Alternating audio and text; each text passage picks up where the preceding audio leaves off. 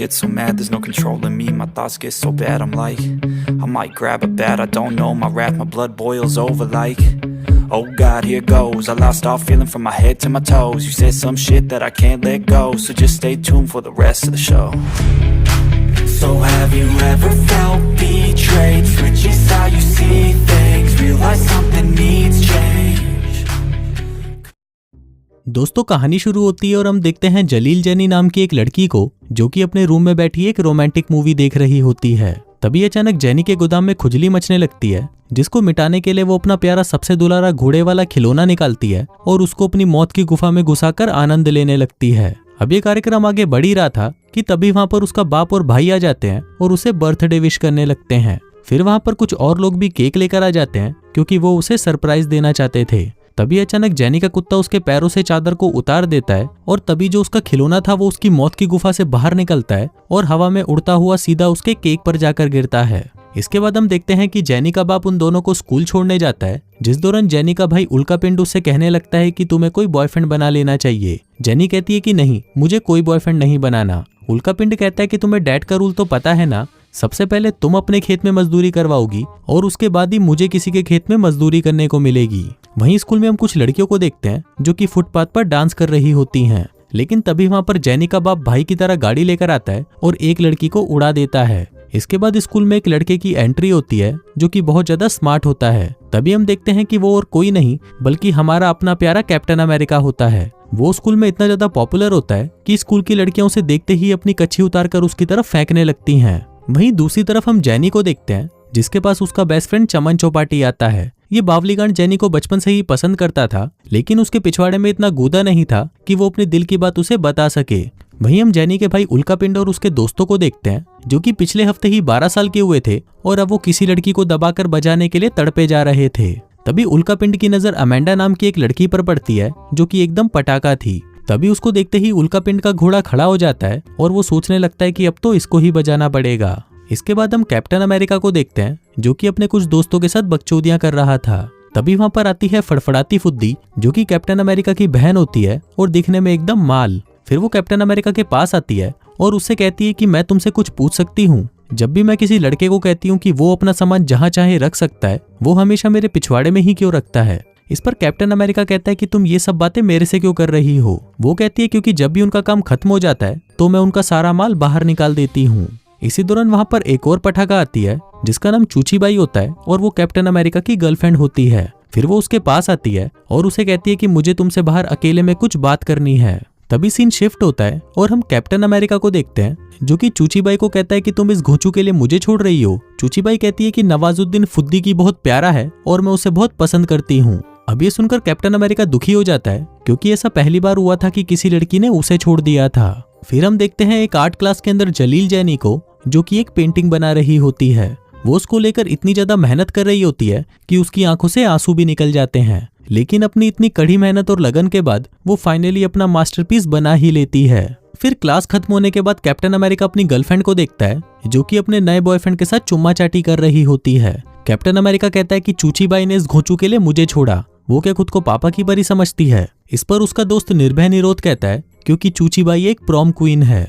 Captain America कहता है कि ऐसा कुछ नहीं है, अगर मैं उसके मुंह से सारा मेकअप उतार दूं और उसके सारे कपड़े छीन लूं तो वो बिल्कुल चंपक चच्चा की तरह दिखेगी, इसलिए प्रोम क्वीन तो कोई भी लड़की बन सकती है।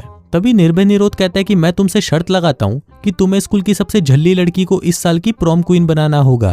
कैप्टन अमेरिका उसकी ये शर्त मान जाता है, जिसके बाद वो स्कूल की सबसे एवरेज लड़की को ढूंढना शुरू कर देते हैं। तभी उन्हें सामने से आती हुई जैनी दिखाई देती है, जिसको देखकर कैप्टन अमेरिका का रोना निकल जाता है और वो कहता है कि नहीं यार, मुझे कोई भी चलेगी लेकिन ये नहीं, ये तो पूरी बहन जी जैसी है, ये प्रोम क्वीन कैसे बन सकती है। दूसरी तरफ हम उल्कापिंड और उसके दो हरामी दोस्तों को देखते हैं जो कि नंगी लड़कियों को देखने के लिए उनके लॉकर रूम में झांक रहे होते हैं, लेकिन जब वहां से उन्हें कुछ दिखाई नहीं देता तो वो प्लान बनाते हैं कि वो वेंटिलेशन में घुसकर वहां से लड़कियों के लॉकर रूम में जाकर उनको देख लेंगे। जिसके बाद वो तीनों उस वेंटिलेशन चैम्बर में घुस जाते हैं और सीधा जाते हैं लड़कियों के बाथरूम के ऊपर। फिर वो वहां पर दो लड़कियों को देखते हैं जो कि साथ में नहा रही होती हैं, लेकिन तभी अचानक उन दोनों में क्या चुलसी मचती है। वो दोनों एक दूसरे के पास जाती हैं और अपनी गुफाओं को आपस में रगड़ना शुरू कर देती हैं। वहीं वो तीनों हरामी ये सब ऊपर से देख रहे होते हैं और मजे ले रहे होते हैं। तभी उसी बाथरूम के जस्ट नीचे हम एक क्लासरूम को देखते हैं जिसमें एक टीचर स्टूडेंट्स को पोएट्री पढ़ा रहा होता है। इसके बाद जब वो दोनों लड़कियां नहाकर वहां से चली जाती हैं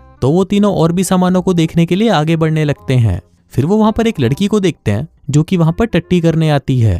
तभी उनमें से एक दोस्त कहता है कि लड़की तक तो ठीक था लेकिन उसकी टट्टी देखने में कोई मजा नहीं है। इस पर उल्का पिंड कहता है कि जो वो दिखा रही है वो देखो और मजे लो। लेकिन फिर वो देखते हैं कि वो लड़की टट्टी करते हुए गंदी गंदी बदबू छोड़ना शुरू कर देती है जिससे उन तीनों के दिमाग का हो जाता है। फिर कुछ देर बाद उन तीनों का वहां पर दम घुटने लगता है और साथ ही हम देखते हैं कि ऊपर से वो सीलिंग टूटना भी शुरू हो जाती है। वहीं नीचे पोएट्री टीचर अपने स्टूडेंट्स को गालियां दे रहा होता है और उनको कहता है कि तुम सबके दिमाग में तो सिर्फ टट्टी भरी है। तभी वो सीलिंग पूरी टूट जाती है और वो तीनों उस टट्टी करती हुई लड़की के साथ नीचे आकर सीधा उस टीचर पर गिरते हैं।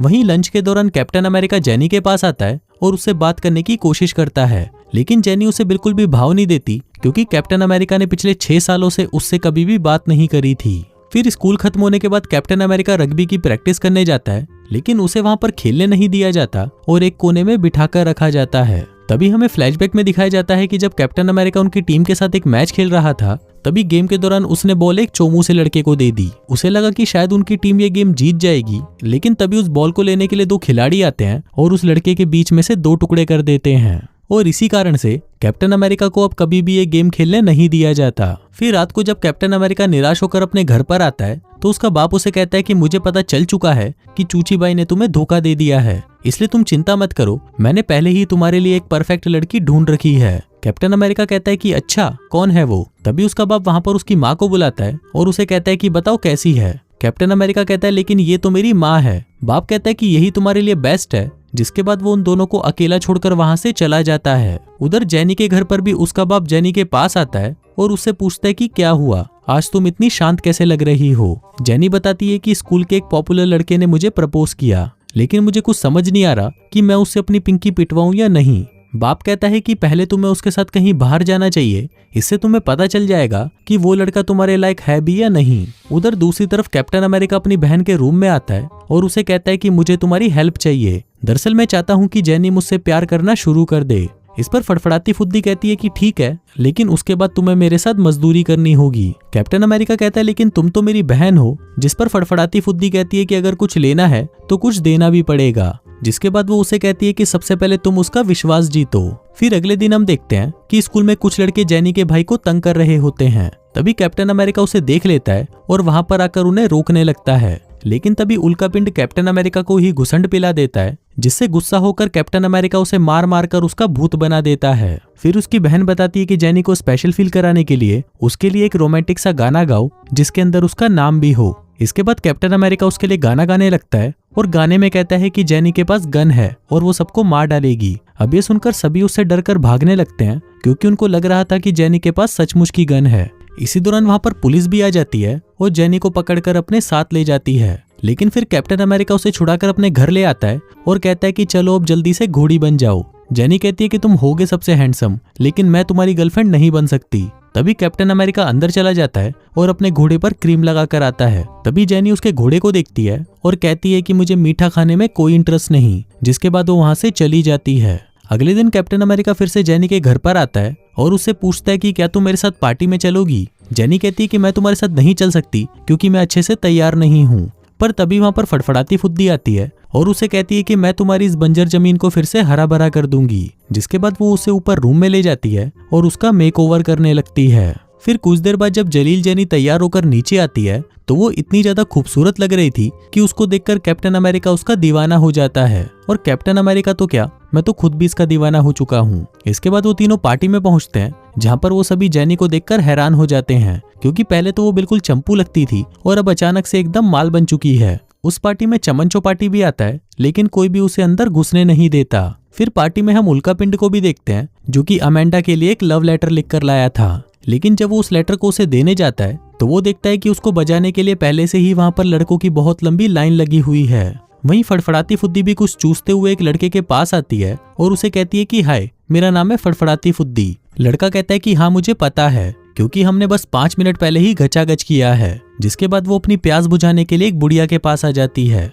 वहीं जलील जैनी भी दारू पीकर इतनी ज्यादा भंड हो जाती है कि वो पार्टी में उल्टी सीधी हरकतें करना शुरू कर देती है। तभी कैप्टन अमेरिका उसके पास आता है और कहता है कि तुम ये क्या कर रही हो। जैनी कहती है कि मैंने तुम्हें कहा था ना कि मुझे दारू मत पिलाना। कैप्टन अमेरिका कहता है लेकिन मैंने तो तुम्हें सिर्फ कोल्ड ड्रिंक पिलाई थी। इसी दौरान वहां पर चूची बाई अपनी 2 सहेलियों को लेकर आती है और जैनी की बेइज्जती करने लगती है। कहती है कि चाहे तुम कितनी भी सुंदर हो जाओ लेकिन तुम लूजर की लूजर ही रहोगी। जिसके बाद वो उसके संतरों में पानी डाल देती है। अब अपनी इस बेइज्जती से जैनी रोने लग जाती है और वहां से भाग जाती है। फिर अगले दिन जब जैनी स्कूल आती है तो उसे पता चलता है कि स्कूल में एक प्रॉम होने वाला है और प्रॉम क्वीन के सिलेक्शन के लिए जैनी का नाम भी नॉमिनेट किया गया है। फिर लंच के दौरान कैप्टन अमेरिका जैनी के पास आता है और उससे पूछता है कि क्या तुम मेरे साथ प्रॉम पर चलना चाहोगी। अभी सुनकर जैनी खुश हो जाती है और उसे हाँ कर देती है। फिर उसी रात स्कूल का एक रग्बी मैच होता है जहाँ हमेशा की तरह कैप्टन अमेरिका टीम से बाहर बैठा होता है। लेकिन जब उनकी ही टीम बुरी तरह से हार रही होती है और साथ ही उनके एक प्लेयर को चोट भी लग जाती है तो लास्ट में कोच ना चाहते हुए भी कैप्टन अमेरिका को खेलने के लिए भेज देते हैं।